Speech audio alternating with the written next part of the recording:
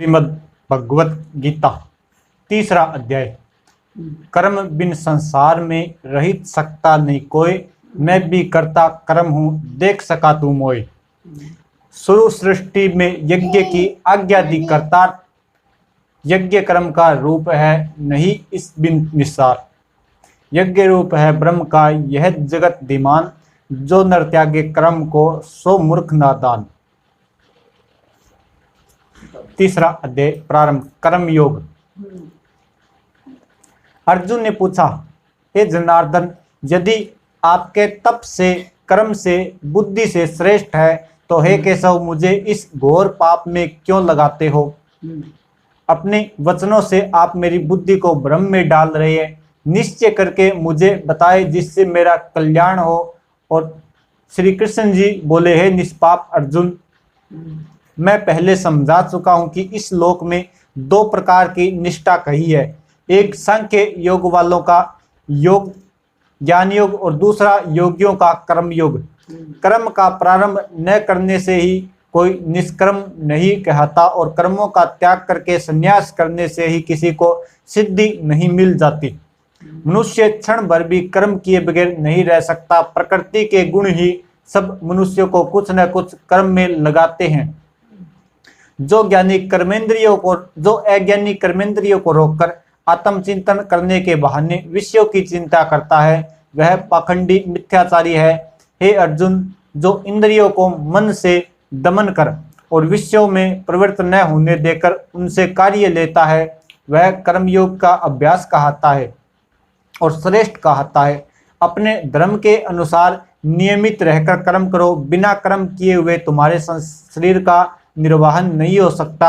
हे कुंते, यज्ञ के निमित्त किए जाने वाले कर्मों को छोड़कर जितने कर्म है उनके करने से मनुष्य को बंधन होता है। अतएव तुम फल की इच्छा त्याग कर यज्ञ के लिए कर्म करो। सृष्टि के आरंभ काल में ब्रह्मा जी ने यज्ञ सहित प्रजा को उत्पन्न कर प्रजा से कहा था कि यज्ञादि कर्म करके वृद्धि को हो, यही सब कर्म तुम्हारे निमित्त कामधेनु होवेंगे। इस यज्ञ से तुम देवताओं को संतुष्ट करते हो और देवता भी तुमको संतुष्ट करते रहेंगे। इस प्रकार परस्पर बर्ताव करते हुए तुम और देवता कल्याण को प्राप्त होवोगे।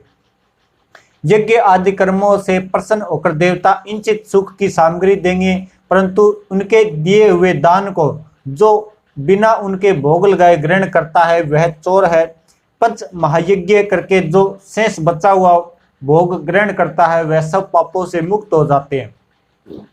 और जो अपने निमित्त ही अन्न पकाते हैं वे पापी पुरुष पाप का भक्षण करते हैं। अन्न से प्राणियों की उत्पत्ति होती है। अन्न मेघ से उत्पन्न होता है। मेघ यज्ञ द्वारा जल बरसाते हैं और यज्ञ की उत्पत्ति कर्म से होती है। कर्म की उत्पत्ति ब्रह्म से होती है और ब्रह्म अक्षर परमात्मा से है। इस प्रकार सदा सब पदार्थों में रहने वाला ब्रह्म जो वह सब यज्ञों में प्रस्तुत है। हे पार्थ, इस प्रकार चलाए हुए कर्म के चक्कर के अनुसार जो नहीं चलता वह पाप में है। जो पुरुष आत्मा में ही रत रहता है और आत्मानंद अनुभव से तृप्त रहता है उसे कुछ भी कार्य शेष नहीं है। वह कोई कर्म करे या न करे उसको कोई प्रयोजन अथवा लाभ नहीं है और किसी प्राणी से अपना लाभ कर लेने की भी उसे कोई आवश्यकता नहीं है। इसलिए तुम भी फल की प्राप्ति की इच्छा त्याग कर कर्तव्य पालन करते रहो। राजा जनक आदि ने भी कर्म सिद्धि पाई है। इसी प्रकार तथा लोक संग्रहण को देखते हुए भी तुमको कर्म करना चाहिए।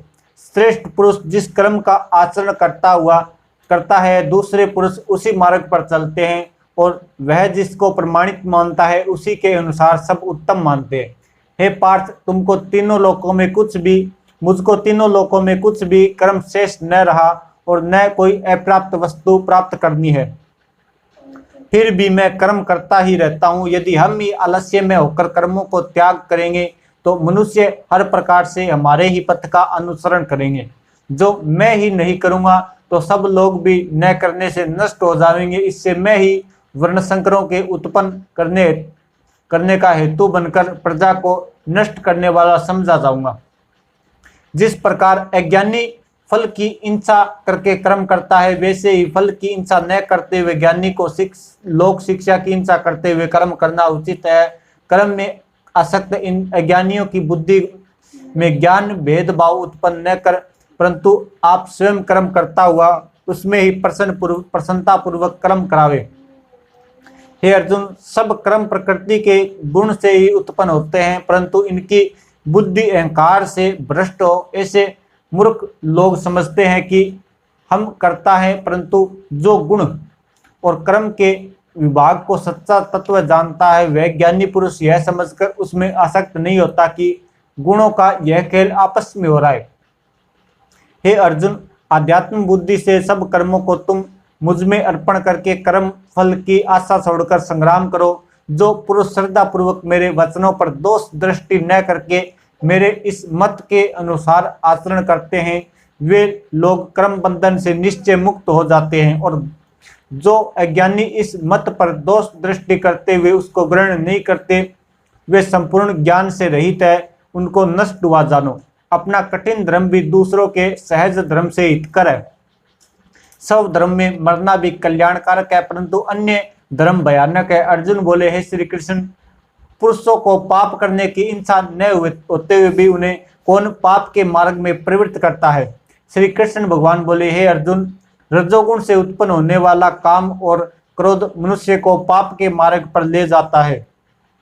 इन्हें करके उत्पन्न इच्छा कभी तृप्त नहीं होती। ये महापापी और घोर शत्रु है। जैसे धुएं से अग्नि, धूल से दर्पण और झिल्ली से गर्भ का बालक ढका रहता है, उसी प्रकार विषय की इच्छा से आत्मज्ञान ढका हुआ है।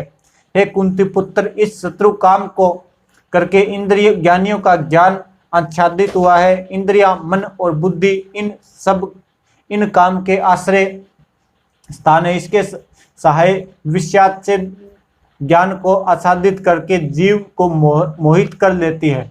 अतएव तुम सर्वप्रथम इंद्रियों को वश में करके ज्ञान और विज्ञान को नष्ट करने वाले इस काम को जीतो। कहते हैं कि इंद्रियां प्रबल है, इंद्रियों से भी प्रबल मन है, और इस प्रकार जो बुद्धि से परे है वह आत्मा को जानकर निश्चयात्मक बुद्धि द्वारा मन को निश्चल करके, हे महाभाव, तुम उस दुर्धर शत्रु काम को जीत लो। तीसरे अध्याय का महात्म्य। श्री नारायण जी बोले, हे लक्ष्मी, एक शूद्र अकेला ही वन में रहता था और अनर्थों से उसने बहुत सा द्रव्य एकत्रित किया। किसी कारण से वह द्रव्य जाता रहा। तब शूद्र बहुत चिंतित रहने लगा। किसी से पूछता कि ऐसा कोई अंजन बताओ जिसे नेत्र में डालकर पृथ्वी का सारा द्रव्य निकाल लो। तब किसी ने कहा कि मांस मदिरा खाए पिया कर वह खोटा कर्म करने लगा। एक दिन धन की लालसा कर चोरी करने गया, रास्ते में चोरों ने मार दिया। अंतरतर उसने प्रेत की योनि पाई। उस प्रेत में उसे बड़ा दुख हुआ। एक वट के वृक्ष पर रात दिन चिल्लाता रहता कि कोई ऐसा भी है जो उसे अधम देह से छुड़ावे। कुछ समय बाद शूद्र की स्त्री से पुत्र जन्म हुआ। तब उसका पुत्र बड़ा हुआ और एक दिन उसकी माता से उसने पूछा कि मेरा पिता क्या करता था और देहांत किस कारण हुआ। तब उसकी माता ने कहा, बेटा, तेरा पिता के पास धन बहुत था, लेकिन यूं ही जाता रहा। एक दिन धन की लालसा से चोरी करने गया, परंतु मार्ग में चोरों ने मार डाला। तब उसने कहा, हे माता, उनकी गति कराई। तब माता ने कहा, नहीं। फिर कहा, हे माता, उनकी गति करानी चाहिए। यह कहकर पंडितों से पूछने लगा और प्रार्थना करी कि हे स्वामी, मेरा पिता एक दिशा में जाकर मृत्यु को प्राप्त हुआ, उसका उद्धार किस प्रकार हुए। तब पंडितों ने कहा कि गया जी जाकर उनकी गया करो, तब पितरों का उद्धार होगा।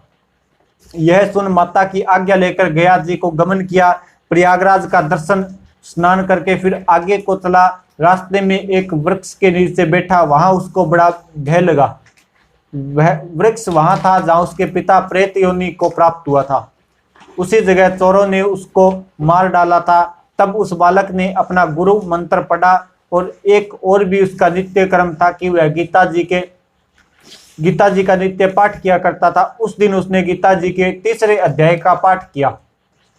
उस वृक्ष पर के तले बैठकर किया। वह उसके पिता ने प्रेत की योनि में सुना। सुनते ही प्रेत देह छूटी, देव देह पाई।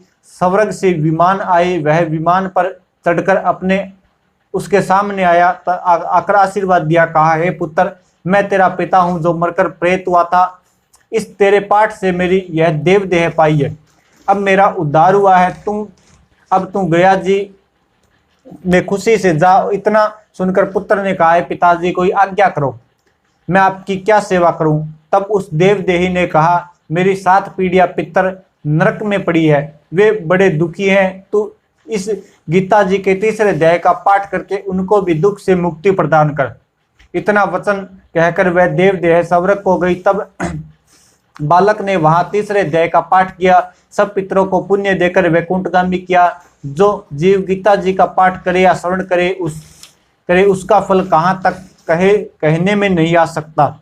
श्री नारायण जी कहते हैं, लक्ष्मी, यह 3रे अध्याय का महात्म्य है जो मैंने तुम्हें कहा।